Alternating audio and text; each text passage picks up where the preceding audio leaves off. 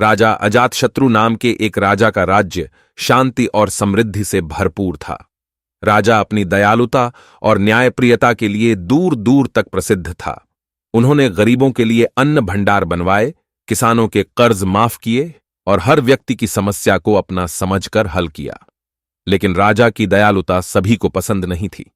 दरबार में कुछ षड्यंत्रकारी मंत्री और व्यापारी थे जिन्हें राजा के न्यायप्रिय फैसले रास नहीं आते थे। वे अपने स्वार्थ और लालच के लिए राजा को हटाना चाहते थे।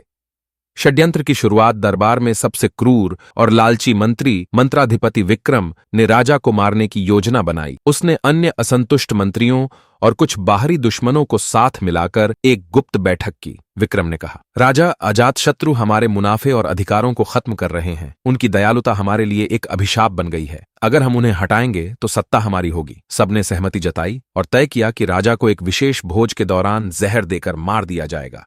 राजा के भरोसेमंद रक्षक वीरेंद्र इस साजिश के बारे में अनजान था। वह राजा का सबसे करीबी और वफादार सेवक था। एक रात जब वह दरबार की गलियों में गश्त कर रहा था, उसने विक्रम और अन्य मंत्रियों को गुपचुप बातचीत करते सुना। विक्रम ने कहा, भोज में शराब में जहर मिलाया जाएगा। जैसे ही राजा पिएंगे उनका अंत हो जाएगा। वीरेंद्र यह सुनकर सन्न रह गया। उसने तुरंत राजा को इस षड्यंत्र के बारे में बताने का फैसला किया। जब वीरेंद्र ने राजा को सब कुछ बताया तो राजा मुस्कुराए और बोले, वीरेंद्र, मैं जानता था कि कुछ लोग मुझसे नफरत करते हैं, लेकिन मुझे विश्वास नहीं था कि वे इतना गिर सकते हैं। फिर भी मैं इस राज्य का राजा हूं। अगर मैं इन षड्यंत्रकारियों को सजा दूं तो लोग मुझे क्रूर कहेंगे। हमें एक योजना बनानी होगी जिसमें उनका असली चेहरा सबके सामने आ जाए। राजा ने निर्णय लिया कि वह भोज में जाएगा और षड्यंत्रकारियों को उनके ही जाल में फंसाएगा। उन्होंने वीरेंद्र को निर्देश दिया कि वह सभा में गुप्त रूप से नजर रखे। भोज का दिन आ गया। दरबार को भव्य रूप से सजाया गया था। विक्रम और उसके साथी अंदर ही अंदर खुश थे क्योंकि उनकी योजना पूरी होने वाली थी। भोज के दौरान शराब के प्याले राजा के सामने रखे गए। विक्रम ने राजा से कहा, यह विशेष शराब आपके लिए तैयार की गई है महाराज। इसे पिएं और हमें धन्य करें।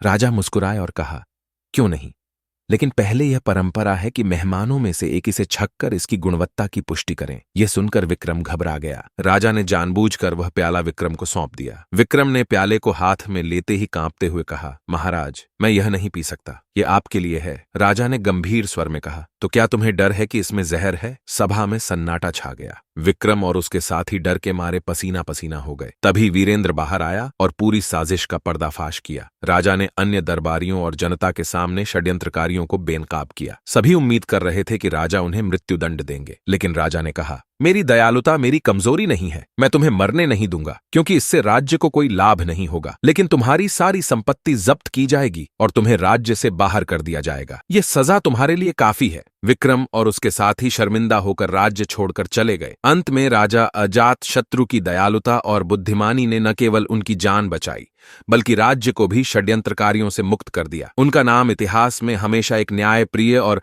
दयालु शासक के रूप में याद किया गया। Yeah.